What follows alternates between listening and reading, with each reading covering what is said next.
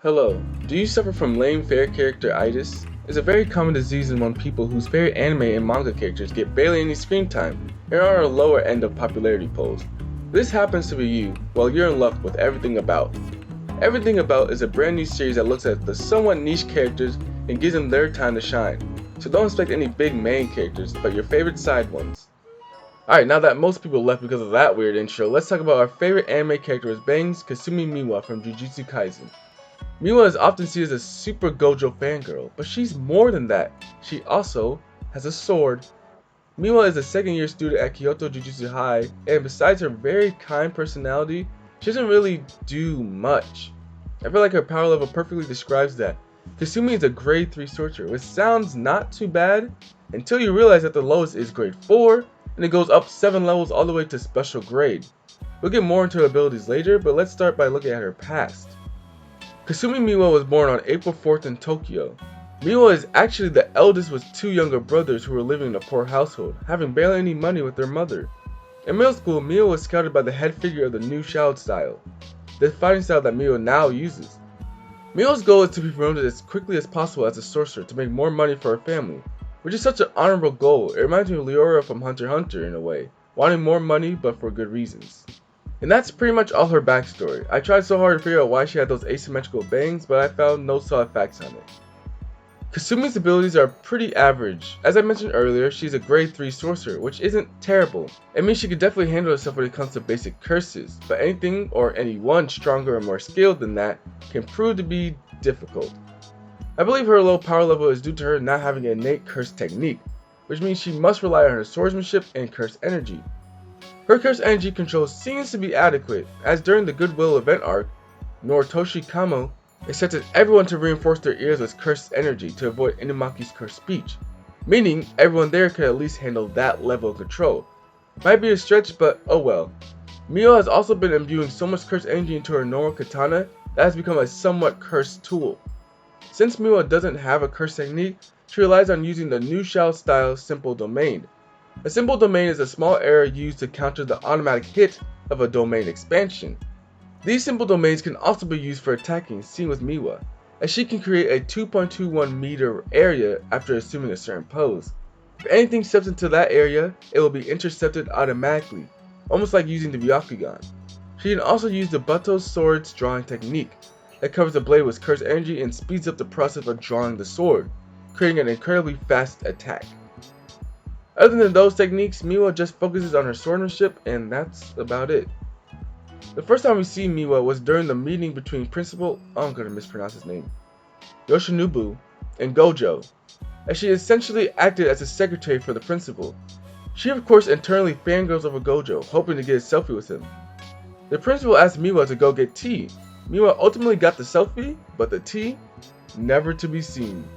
Miwa and the rest of Kyoto High second years arrive at Tokyo Jujutsu High in one of the most clean panels, honestly. She was excited to see Gojo as he was handing out tribal charms to all the Kyoto students.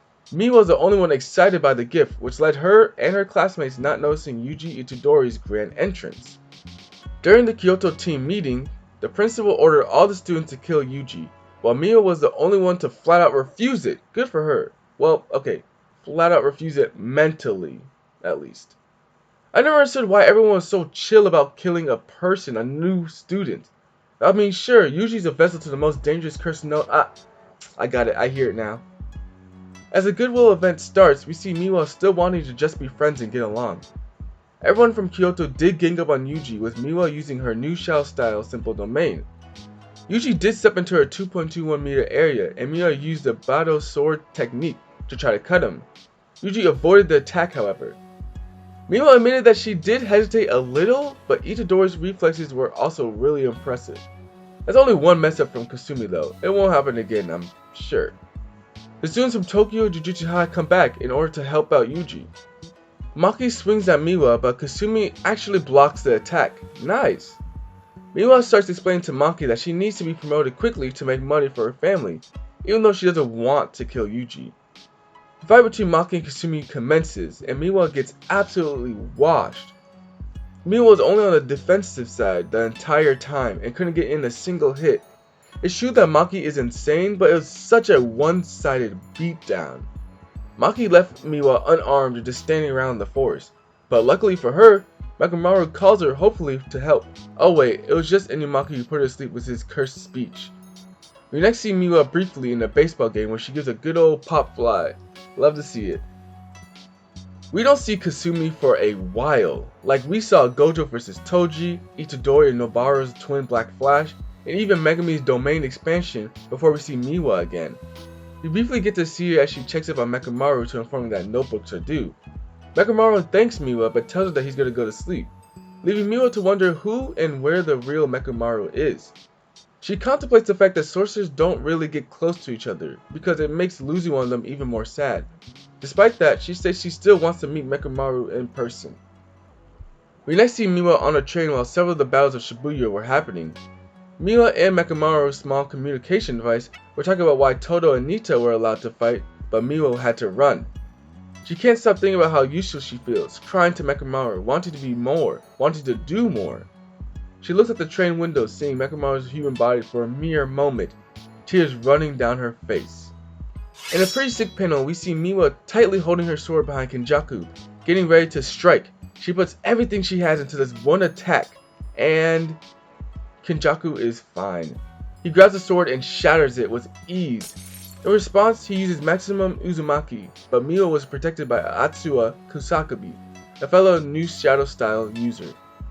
Arco Miwa goes ghost again, and we don't see her for a long time, until we get an ominous panel of her walking through the destruction of Yuta's battle, her face expressionless as she walks in silence. And that's all we have for Miwa for now, but why did I choose her to review? I could have picked Mechamaru, Inumaki, or even Panda. They all have around the same screen time, so why Miwa specifically? That's because I think she's going to have an evolution soon. Everyone says that Yuji goes through it the most in JJK, and that's fair, but Miwa has gone through a lot too, and top it off, she's weak. Miwa lost Mechamaru, she lost Mai, Gojo is still sealed, the Shibuya incident happened, and she had one chance to make a difference. After being sidelined for so long, she put everything she had into attack to hurt Kenjaku, and nothing.